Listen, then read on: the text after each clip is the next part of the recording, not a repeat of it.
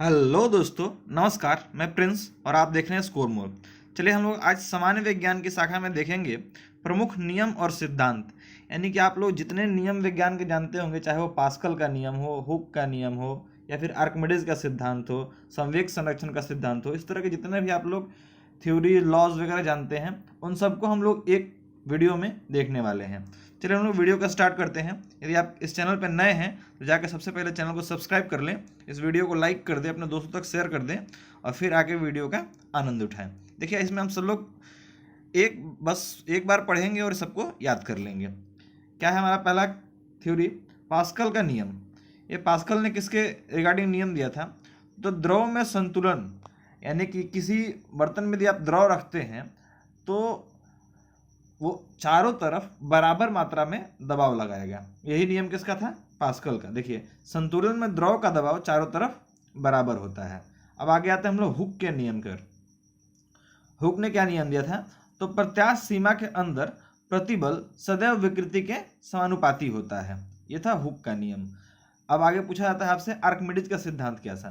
तो आर्किमिडीज ने कहा कि किसी द्रव में डूबे किसी ठोस पर लगा उत्क्षेप ठोस द्वारा हटाए गए द्रव के भार के बराबर होता है। इसका मतलब क्या होता है कि यदि मान लीजिए कहीं पानी है और उस पानी में आप तैरना चाहते हैं,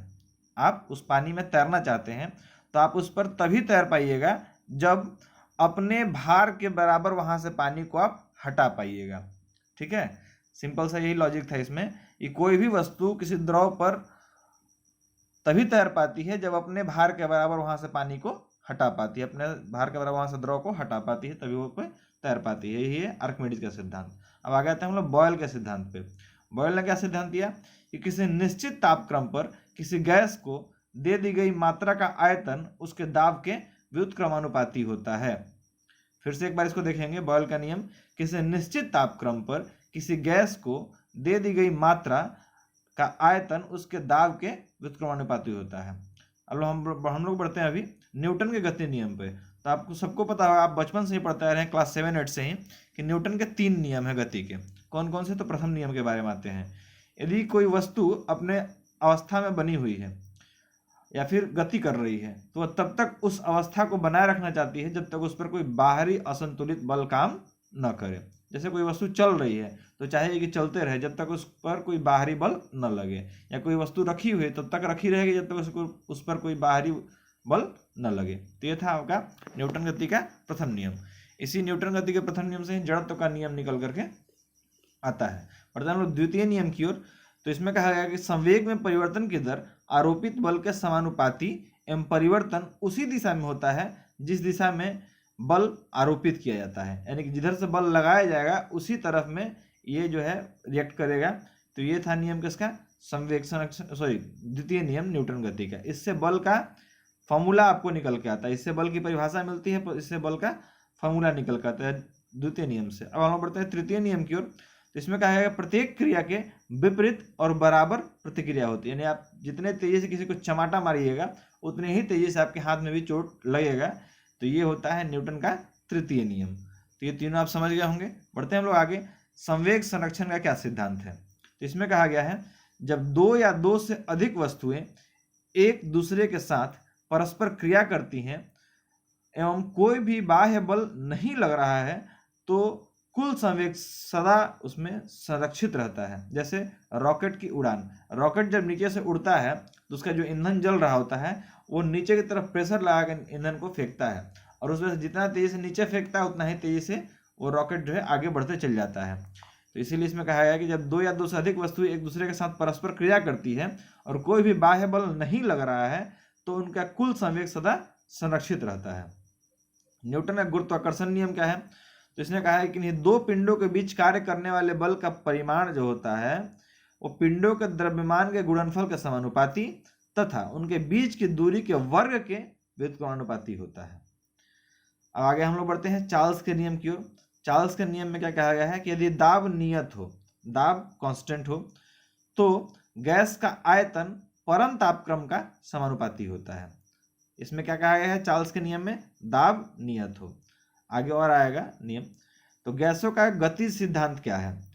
इसमें कहा गया है यदि किसी गैस को घनाकार बर्तन में रखा जाए तो गैस का दाब गैस के द्वारा उत्पन्न दाब के बराबर होता है, जो गैस द्वारा बर्तन की दीवार की इकाई क्षेत्रफल पर इकाई सेकंड में उत्पन्न की जाती है, उसके बराबर हो जाता है। बढ़ते हैं आगे हम लोग। किरचॉफ का ताप नियम क्या है? तो ये कहा गया है किसी विकिरण के लिए ऊष्मा का अच्छा शोषक ही उसी विकिरण के लिए ऊष्मा का अच्छा विकिरण भी होता है। इसमें ऊष्मा की इकाई जो होती है वो जूल होती है, इसलिए कहा जाता है कि जो काला कपड़ा है वो गर्मी में नहीं पहनना चाहिए, जो कि काला कपड़ा जितना अच्छा अवशोषक है उतना ही अच्छा विकिरण भी करता है। देखिए कूलॉम का व्युत्क्रम वर्ग नियम क्या है? समान आवेश परस्पर प्रतिकर्षित व असमान आवेश आकर्षित होते हैं, यानी कि सेम चार्ज रहेगा, प्लस प्लस रहेगा तो हमेशा उसको प्रतिकर्षित करेगा, और अलग अलग जैसे प्लस माइनस रहेगा तो उसको अट्रैक्ट करेगा। ये चीज होता है कूलॉम के व्युत्क्रम का वर्ग नियम। इसमें कहा गया है कि समान आवेश परस्पर प्रतिकर्षित और असमान आवेश आकर्षित होते हैं। दो आवेशों के बीच क्रियाशील आकर्षण तथा प्रतिकर्षण का बल उनके गुणनफल के समानुपाती एवं उनके बीच की दूरी के वर्ग के व्युत्क्रमानुपाती होता है। अब आते हैं हम लोग न्यूटन का शीतलन नियम देखते हैं। इसमें कहा गया किसी वस्तु के शीतलन की दर यानी ठंडा होने की दर उस वस्तु के औसत ताप तथा समीपवर्ती वातावरण के ताप के अंतर के अनुक्रमानुपाती होती है, जबकि तापमान का अंतर कम हो। यानी सीधा सीधा इसका मतलब समझिए कि यदि कोई ठंडे चीज को आप ठंडा करने के लिए रखिएगा तो उसको ठंडा होने में ज़्यादा टाइम लगेगा यदि आप कोई गर्म चीज को ठंडा करने के लिए रखिएगा उसके मुकाबले में। यानी गर्म चीज जल्दी ठंडा होगा, ठंडा चीज को और ठंडा करना चाहते हैं तो उसमें टाइम लगेगा। जूल थॉमसन प्रभाव क्या है?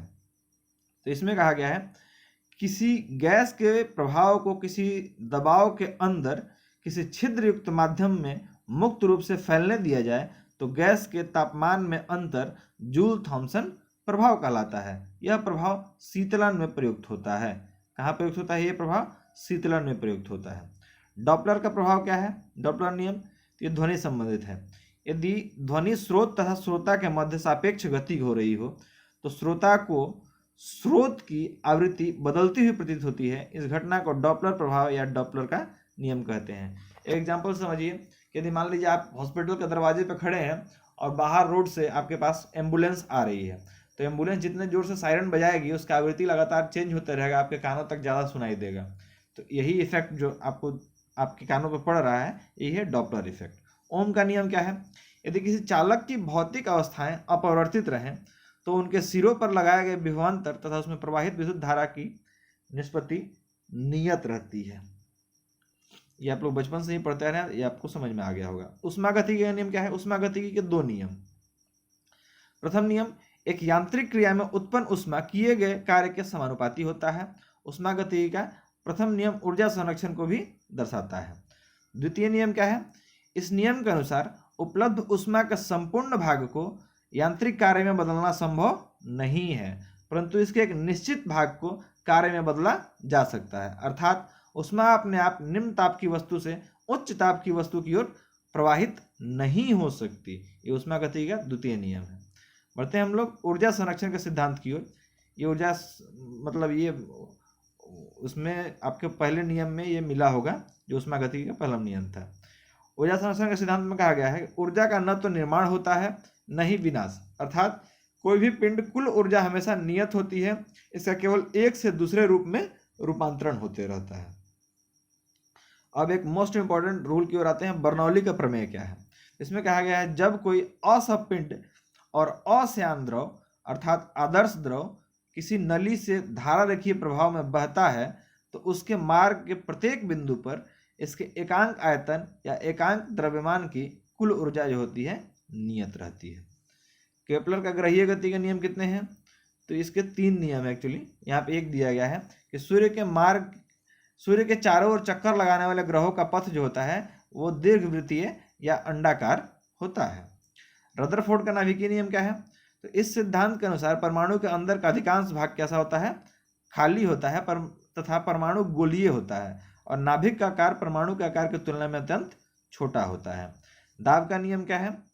स्थिर आयतन पर किसी गैस के निश्चित द्रव्यमान का दाब उसके परम ताप का अनुक्रमानुपाती होता है, अर्थात स्थिर आयतन पर किसी गैस का ताप यदि बढ़ाया जाए तो दाब बढ़ता है और यदि ताप घटाया जाए तो दाब भी घटता है। मेंडलीफ का आवर्त नियम क्या है?